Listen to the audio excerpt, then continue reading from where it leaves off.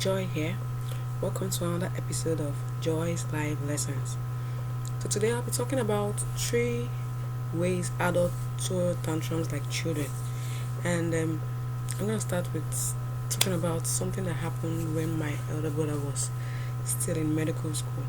So he came back and he brought this case shared to his class by the lecturer of a parent who brought their child to the hospital, and they complained that each time the child didn't get what he wants, he hit his head repeatedly on the wall, understand, until they give him what he wants. And I remember then what I and my siblings said was, obviously that can be an African family, because we know African parents, they will deal with you that next time you see walls, you will run away from the wall.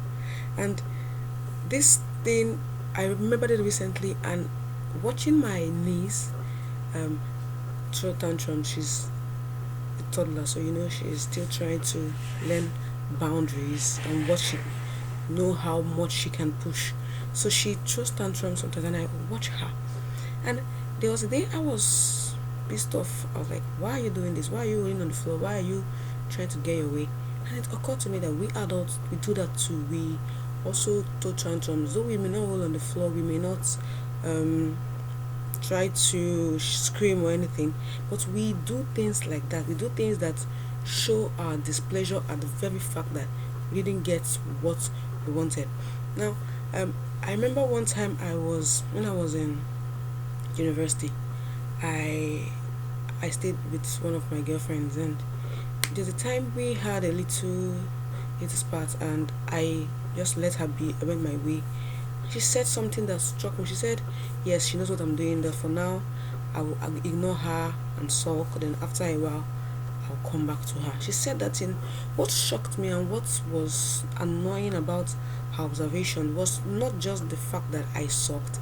It was the fact that I had become predictable. I hate being predictable. I hate when someone can put me in a box and define me in every way and be right about it. So that's made me more careful of how I reacted to things and how I showed my displeasure or how I handle things if I don't get my way. So I'm going to show three ways we adults throw tantrums like children. As I said, we may not roll on the floor, but we do these things. And these three ways, if there's anyone relating to you, it's better you stop, because at the base of every tantrum thrown is a sense of entitlement. It's a sense of thinking someone owes you something. A sense of thinking that the whole world should attend to you. That's what happened to children. I mean, from the day they were born, when they cry, we rock them, we give them food, we do all we can to make them stop crying, practically begging them. Understand? Being at the beck and call. When they cry, we move, and that is how they were trained until they become toddlers. When we expect them to now become, understand, start learning things and maybe becoming a bit responsible, it's hard for them to just switch. So that is why that tantrum period comes, because they are still trying to understand why you're not giving them all they are asking for the way you've been doing from their day of birth. Now, as adults, these three things are what you do. Number one is that you sulk, like I used to do. When you don't get your way, you go to one corner and ignore everybody. You don't join in the games. You don't laugh with everybody. You keep your face in a way that makes others feel awkward or feel uncomfortable or feel guilty for something that is not their fault or they have no power over. You just spoil the whole mood of the crowd or of the group, of the team. And when they ask you what's wrong, you say nothing. You just stay in that same voice that shows that something is actually wrong. If you do this, there's something very wrong about it, and you should definitely grow up. Two is that you bully people. You try to constantly disturb them until they give in. You wear them out, or you try to, you're not wearing them out, you try to twist their arm in some way until you get their way, until you get your way. Things like this is throwing tantrums. Maybe you're bigger than them and you feel you're gonna use your size or your power or your position to make them do what you want them to do. That's being bully. That's bullying, and it might not be like it is done in school, but it's bullying non nonetheless. It is still you being wicked and hurtful. You might not be shoving their head down the toilet bowl, you might not be slapping them, but you are pushing them to the wall, taking advantage of the fact that you're bigger, you're stronger, you are richer, you are at a higher position in the corporate ladder or whatever. When you do that, you're throwing tantrums because you didn't get what you want. You couldn't get it. You couldn't defend why they should give you what you're asking for. You couldn't present your points rightly. You couldn't do those things that adults should do. If you want something to go your way, you have to show reasons why. You have to show why yours is better. You have to show why your option is the better option. You have to show why we should listen to you. And if you cannot present that, there's no reason we should do that. If there's a better option, we follow the better option, and you take your loss and you learn why the other option was better. That's how adults should behave. But some people, and I hope you're not one of such, will bully and try to sulk and do everything that they should not do just because things didn't go their way. The third way people tend to throw tantrums is that they snap at people. You understand? Maybe you're in a bad mood.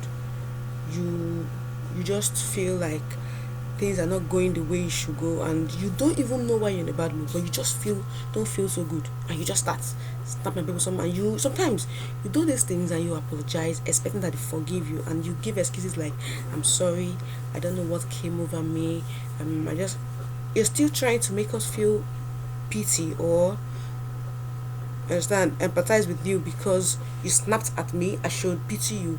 Come on, deal with it. We are adults. My niece, there's something she does.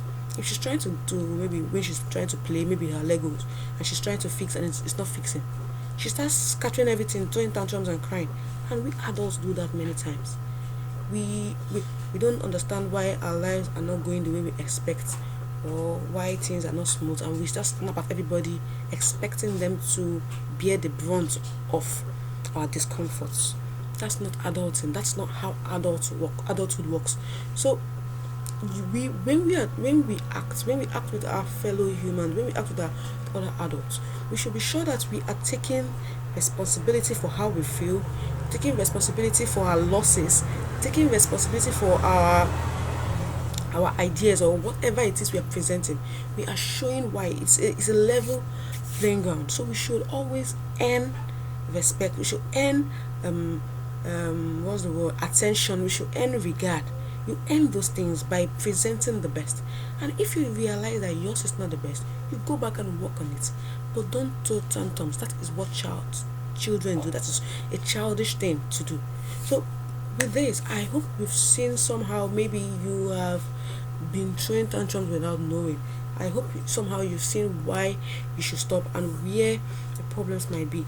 Because the truth is, tantrums, when a child throws tantrums, the parents get worried because one, the child might hurt himself, and two, the child will still need to learn that you don't just get what you ask for because you ask for it. And so as adults, when we throw tantrums, we make our friends and family worried. They wonder, do we have to tell you that period of wondering, do I have to confront you and tell you how you're messing up? And do I also have to pray that you don't hurt yourself? You're an adult. You have to take care of yourself. Because when you do these things, you make other adults worry, and that's not just cool.